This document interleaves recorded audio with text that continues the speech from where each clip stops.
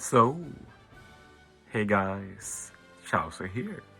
So we just got the download for the treasure map Fest, and yeah, we're going to get more Egghead units as expected, and also as expected it's going to be more Straw Hats.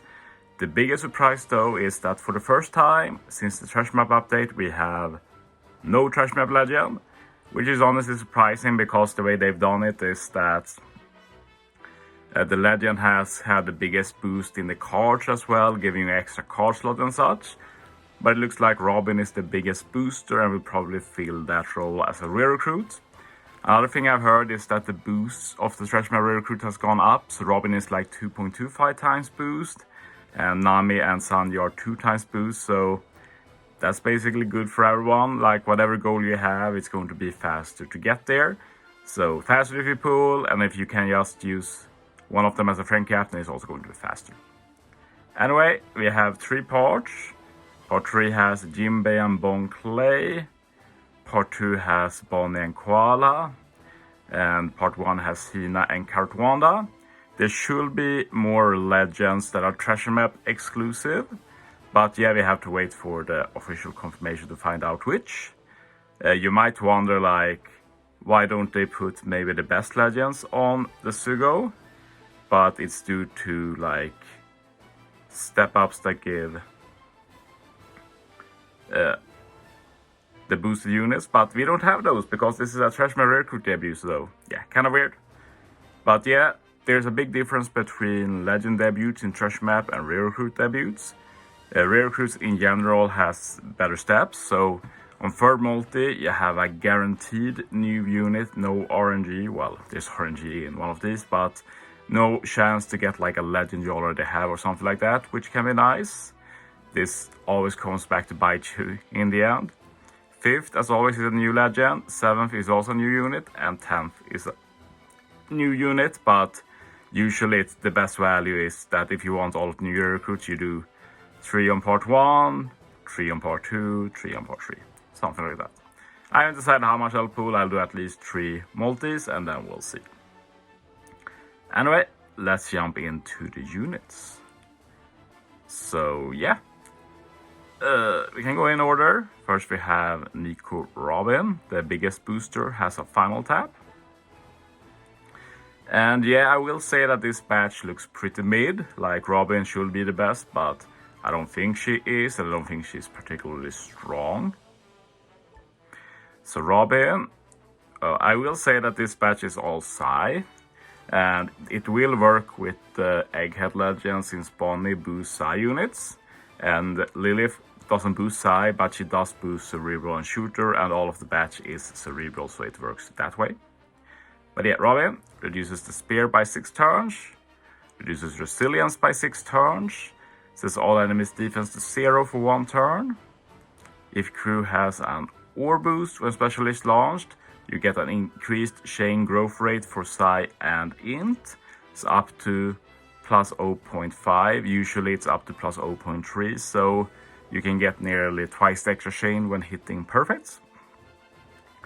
You also increase the ore boost you have by plus 0.25. Otherwise, if you don't have an ore boost, you get 2 times ore boost for 3 turns, and you get a worst increased chain growth rate multiplier for 3 turns. And yeah, I do kind of like specials like this though, where you can get different effects that suits you. And here we have lower damage, but you get the buffs for longer, or you have higher damage, but you get the bigger buffs for just 1 turn. And all of the new recruits work like this, and it might give them some use in the future by making use of it. Otherwise, like, the effects aren't the strongest. Like, sure, we can get increased chain growth rate is not the most common. It's unfortunately it's just for Psy and Int. But yeah, the utility is not the best. The spear is nice, but resilience, usually it's better to have end of turn damage. Some weird cases where it's not, like a barrier, for example, that you have to remove. Since also enemies defense is 0 for 1 turn, well, that's susceptible to full immunity, so usually it's better to have death up removal, especially if you don't have a conditional to go along with the death down. So yeah, I'm not the biggest fan of this unit. The support is good though for Nami and Sanji. If you use a special, you lock the orbs for 1 turn and reduces resilience by 2 turns. This is great, but one thing to keep in mind is that we already have a Sanji that does orb lock, and you can put that Sanji on Nami, which means that Nami already has a support like this for the orb lock, but obviously Sanji hasn't, so that's great for Sanji. Also great for Nami, just in case you want a Robin together with the Nami, which is not, or if you have want a Sanji together with Nami, and obviously that's not super uncommon, even if Robin with Nami might be even more common.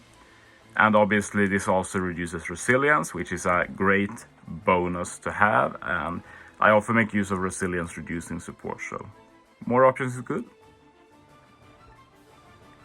And yeah, sailors, nothing special, side matching, some extra recovery, like yeah, whatever. Final tap, final battle, you just get some extra base attacks, so yeah, the usual basically. Nami, probably the best unit of this batch. Not that I think she's super good, but she has some unique abilities. It's a shame she's such high CD though. She should be 11 or 10 CD, then she would be really good. But yeah, another Cerebral, now Striker. I haven't looked at the captain abilities, but all of them are pretty bad. Special, reduces CD by 1. Reduces slot bind by 5, changes all slots, including block, to recovery.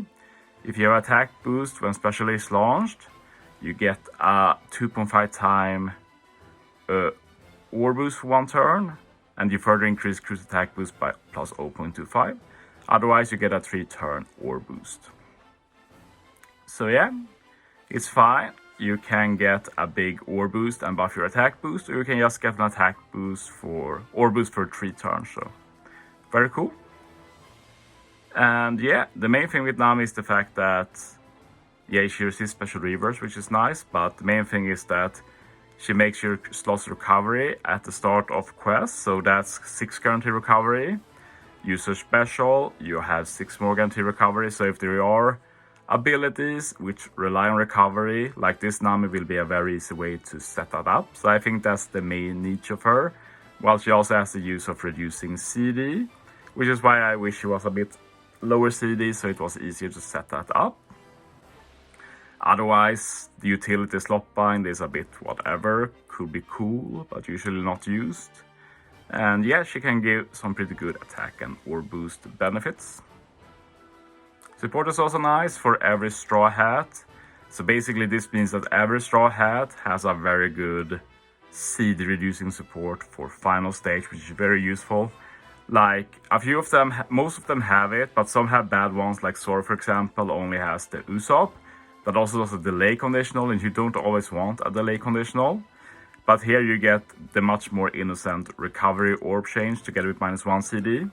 And some of these Straw Hats just don't have it at all, like Jinbei, pretty sure. And even then, like getting recovery orb can be useful if there's like hunger or recovery orb barriers. So yeah, great support. As said, I think this is the best unit of the batch. Moving on, we have Sanji. And yeah, it's a fighter Cerebral Sanji. And yeah, he does some side damage to one enemy. Reduces bind, decrease chain by 6 turns. And if you have an increased chain growth rate special when you use the special, well, basically the buff that Robin has. If you use Robin first and then Sanji or some other increased chain growth rate special, then you get a 2.5 times attack boost and you increase the chain growth rate effect by plus 0.1. So yeah, extra damage, like it's very small, but yeah, the attack boost is nice, increased chain growth rate is nice. And if you don't have increased chain growth rate, you just get that 2 times attack for 3 turns. So yeah, fine. Removing bind is nice, decreased chain is very niche to remove, so yeah, I think this Sanji is the least useful of the units. Sailors, extra base attack, side matching, sure. And then we have the support, which is really good for Nami and Robin.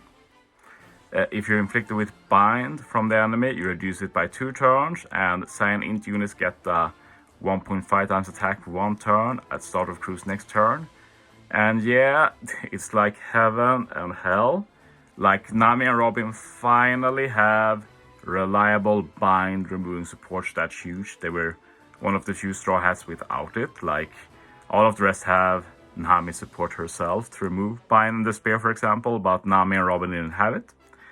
Of course, the big negative is that you are forced to get a Cyan Int attack boost. Like, even at level 1, you don't get rid of the Cyan Int attack boost. So yeah, no matter what, you get an attack boost you might not want. And that means that this has much more restricted use. And like, even if you make a Cyan Int team, the attack boost is very low. You might not want that low of an attack boost. So in general, this will mainly be used for stages before the final stage, where you have a lot more leeway in terms of damage output. But still really happy to get some bind removal for Nami and Robin.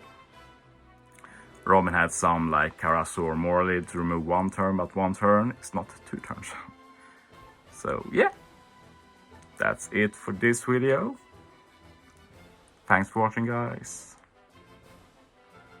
See you next time.